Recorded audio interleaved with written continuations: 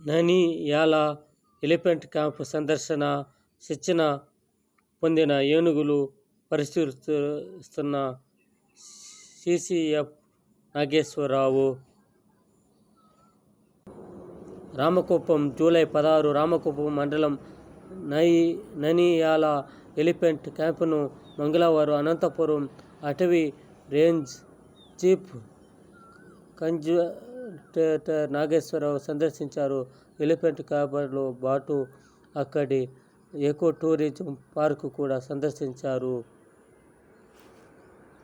ఏనుగుల సంరక్షణ అక్కడ సిబ్బంది ఈ విధంగా ఏనుగులకు శిక్షణ ఇచ్చి అడవిలో ఉండే ఏనుగులు క్రమబద్ధీలో పరచడానికి కృషి చేయాలి. అందరూ పంటలు జీవితాలు నాశనం చేస్తూ ఉంది.